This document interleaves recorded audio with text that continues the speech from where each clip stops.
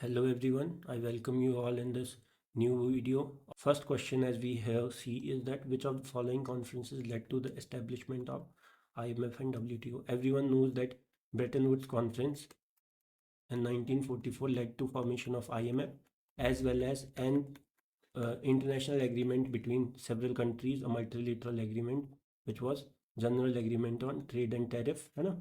So which further uh, led to being transformed into WTO, है ना? So at a pretty much simple question है ना, आज की न्यूज़ में था वाई, है ना, ये आपको यहाँ पे दिख जाएगा। स्टैटिक लिंक आपको पता है इकोनॉमी में इंटरनेशनल इंस्टीट्यूशंस, है ना, GS3।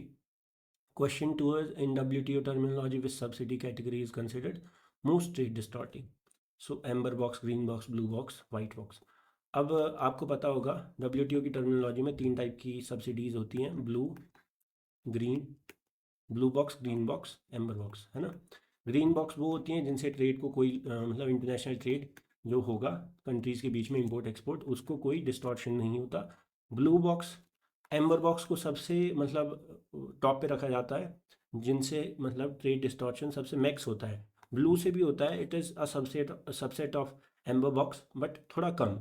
कम क्यों होता है आपको पता होगा, प्रोडक्शन लिंक्ड एंड ऑल, है ना। ये आपका एम्बर बॉक्स कैसी होती है, प्रोडक्शन लिंक्ड होती हैं और ज़्यादा से ज़्यादा क्या करती हैं, प्रोडक्शन को सस्ता करके क्या करती हैं, ट्रेड को डिस्टॉर्ट करती है। बिकॉज आपका उस नेशन में बाहर के लोगों को वहाँ के लोकल जो प्रोड्यूसर्स हैं उनसे कम्पीट करना टफ हो जाता है ना। सो क्वेश्चन 2 का आंसर होगा आपका एम्बर बॉक्स। बहुत सिंपल क्वेश्चन था, है ना। तो आगे चलते हैं। Third, which method calculates GDP by adding value added at each stage of production? बहुत सिंपल है। हर जैसे मान लो कोई चीज़ आपका 3 स्टेप में बन रही है। मान लो पहले फार्म से आपने कुछ क्रॉप बनाई, क्रॉप को फिर आपने जैसे मान लो फूड इंडस्ट्री, अगर फूड प्रोडक्शन है ना, तो जैसे मान लो आपका वीट या इन सब से कुछ आगे फर्दर बना, या डेयरी प्रोडक्ट्स की मैं बात करूँ, दूध निकला, दूध से फर्दर उससे घी बना, बटर बना, अगर फार्म डेयरी प्रोडक्ट्स। तो ऐसा क्या होता है, हर स्टेज ऑफ प्रोडक्शन में कुछ कॉस्ट ऐड होती है ना। तो ये क्या होता है कि आपका which method calculate GDP by adding value, तो जो भी आपका वैल्यू फर्दर ऐड होती जा रही है except before adding the taxes that are being levied on the things and the subsidies that are gonna be provided to the consumers for being able to consume those things, है ना। सो इनको हटा के जो भी होता है वो आपका कौन से मेथड में होता है, gross value added. This is the method, है ना। आपको पता है GDP कैलकुलेशन के काफ़ी सारे मेथड्स होते हैं जिसमें ग्रॉस वैल्यू एडेड होता है, आपका कंजम्पशन मेथड होता है ना, ये सारी चीज़ें। ये हो गया, है ना। Question 4 is the cascading effect of taxation. तो ये बहुत सिंपल है ना। इट सिंपली रेफर्स टू, ये GST से पहले होता था, है ना। होता क्या था, अगर हर स्टेट अपना टैक्स लगाता था, अब क्या होगा, आपने यहाँ पे टैक्स दे दिया, अब बाहर गए फिर उसी टैक्स लगे जिस पे ऑलरेडी टैक्स दे चुके हैं उस पे और टैक्स दो, फिर आगे तीसरे शहर में 3 बाउंड्री क्रॉस की तो तीसरे शहर में टैक्स दो। या आप ऐसे सोचो कि आपने मान लो एजुकेशनल इंस्टीट्यूशन खोल दिया, तो वहाँ के लिए आपने कुछ सामान खरीदा, ठीक है। अब सामान खरीदते हुए उस पर आपने कुछ टैक्स दिया, अब तो GST देते हैं, पहले टैक्स दिया। अब क्या होता था, अभी आपने एक तरह से मतलब फुल एंड फाइनल हो जाना चाहिए, आपने एक बार टैक्स दे दिया, अब उससे कोई मतलब नहीं। लेकिन अब आप फर्दर जब उससे कोई चीज़ प्रोड्यूस करेंगे तो आगे आप और टैक्स देंगे। जब आप किसी कंज्यूमर को मतलब वो चीज़ सप्लाई करेंगे तो उसमें कुछ टैक्स कटेगा। तो होता क्या था पहले, क्या होता था कि इवन दो आप टैक्स दे चुके हैं फिर भी क्या होता था, आपको फर्दर आगे अगली स्टेज पे टैक्स देना पड़ता था। तो इससे क्या होता है कि हमारे कंज्यूमर पे बर्डन बनता था। So this is called as cascading effect of taxation, that is tax on tax due to multi stage. मतलब कि आपने एक बार खरीदा, टैक्स दिया, अब उससे कुछ बना रहे हो तो सेकंड उसको बेचने के टाइम पे टैक्स, है ना। ये सारी चीज़ आपको समझ आना चाहिए। तो this is tax on tax due to multi stage likewise, है ना। और ये अब GST ने क्या कर दिया, GST ने आपका लाया है इनपुट टैक्स क्रेडिट सिस्टम, जिसमें होता क्या है, आपने एक बार टैक्स दे दिया, अगर मान लो ये चीज़ फर्स्ट टाइम में जो आपने खरीदा अपने इंस्टीट्यूशन के लिए, तो ये खरीदते टाइम जितना आपने GST भरा है, ठीक है। अब मान लो होता क्या है कि आगे जो भी अगर आप कुछ आपका मतलब इनपुट टैक्स जो होता है, मतलब आपने इनपुट के टाइम पे मतलब जो आपने इनपुट्स खरीदे हैं अपने मतलब मटेरियल जो भी चीज़ें उस टाइम पे जो आपने दिया वो क्रेडिट की तरह यूज़ होता है। मतलब आगे आप उसको जैसे मान लो ऐसा नहीं होता है कि आपके कुछ ऐसे बैलेंस बढ़ता जाता है, मान लो आपको कैशबैक मिल गया तो वो आपको फर्दर आगे यूज़ कर सकते हैं उसको, है ना। सो आई इनपुट टैक्स क्रेडिट उस तरह की कोई चीज़ होती है, वैसे ये ऐसे नहीं होता है, but just for the sake of मतलब सिंपल अंडरस्टैंडिंग, है ना। The GDP base year in India has B change from, ये तो बहुत मतलब ये तो फैक्चुअल क्वेश्चन है।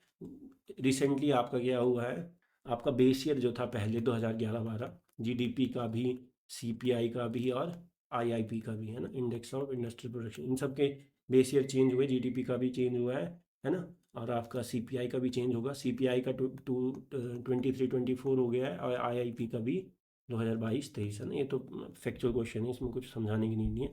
The formula GDP represents which method, देखो अभी हमने ऊपर पढ़ा था ग्रॉस वैल्यू एडेड, एक तो जीडीपी का वो मेथड होता है, दूसरा मेथड होता है कैलकुलेशन का this method, this is known as consumption या एक्सपेंडिचर मेथड, है ना। तो प्रेटी मच सिंपल। अब इसमें होता क्या है, ये सारी चीज़ें क्या होती हैं आपको पता भी होगा शायद। जीडीपी क्या होता है, देखो, सी कंजम्पशन, मतलब आपने जो भी कंज्यूम हो रहा है, ओवरऑल कंजम्पशन हो रहा है, मतलब कोई चीज़ें खरीद रहे हैं किसी देश के जो भी आपका मतलब कंज्यूमर्स हैं। उसके बाद आपका गवर्नमेंट का इन्वेस्टमेंट जो होता है, गवर्नमेंट जितना स्पेंड करती है, गवर्नमेंट की स्पेंडिंग प्लस जो भी इन्वेस्टमेंट टोटल हो रहा है, चाहे आपको मतलब प्राइवेट प्लेयर इन्वेस्ट कर रहे हैं, चाहे कोई इन्वेस्ट कर रहा है, प्लस ये नेट एक्सपोर्ट, मतलब एक्सपोर्ट माइनस इम्पोर्ट, है ना। ये बहुत सिंपल है।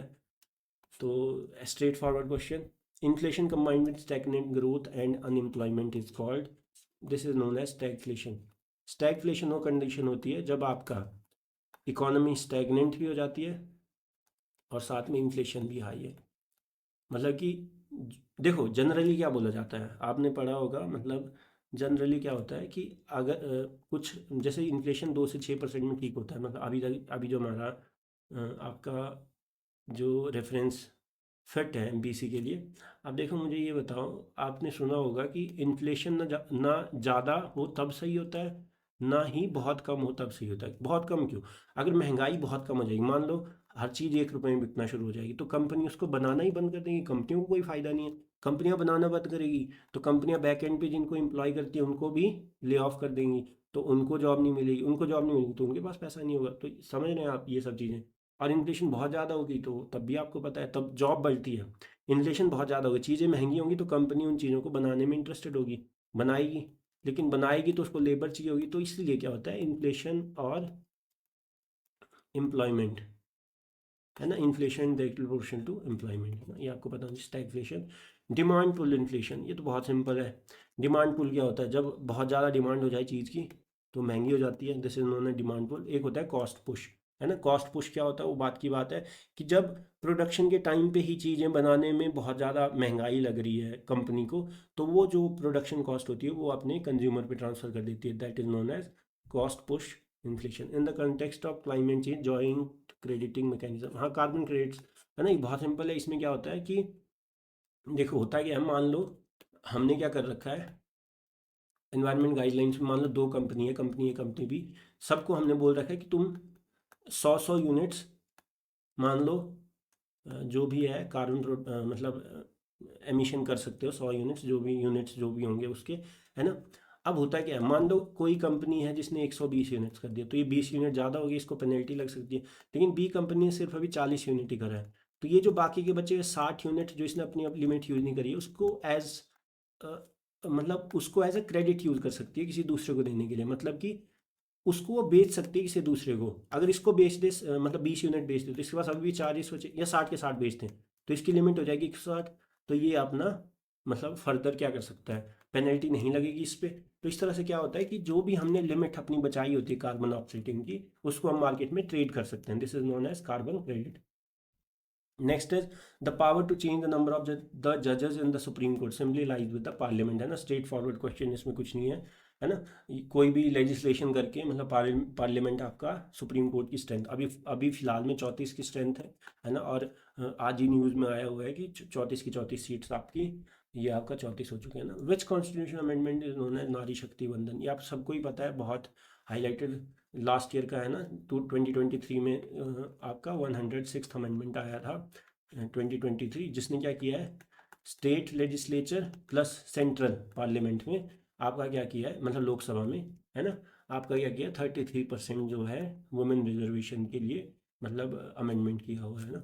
The women's reservation under the, हाँ ये भी जरूरी है, नारी शक्ति वंदन अधिनियम, या जो जो आपका 106 कॉन्स्टिट्यूशन अमेंडमेंट है वो कब से लागू होगा, विल बी इम्प्लीमेंटेड, जो भी नेक्स्ट सेंसस है post this act plus subsequent delimitation जो होनी है उसके बाद, है ना, ये दो चीज़ें हो जाएंगी, उसके बाद ही अप्लाई हो जाएगा। उसके साथ साथ ये है ना क्योंकि उसके बाद हमें पता चलेगा ना कि कॉन्स्टिट्यूएंसी साइज़ क्या है, ये वो। सो वुमेन्स रिजर्वेशन इन पंचायती राज, ये बहुत सिंपल है। देखो आपको पता है कि रूरल लोकल सेल्फ गवर्नमेंट के लिए 73rd अमेंडमेंट और municipality urban local self government के लिए 74th कॉन्स्टिट्यूशन अमेंडमेंट है। ये बहुत सिंपल है, जिसमें आपका क्या होता है 1/3 reservation for women in local bodies, है ना, और कई स्टेट्स में ये 50% तक भी कर दिया है आपने। क्वेश्चन नंबर 14 थे purchasing power parity exchange rate. ये बहुत सिंपल है।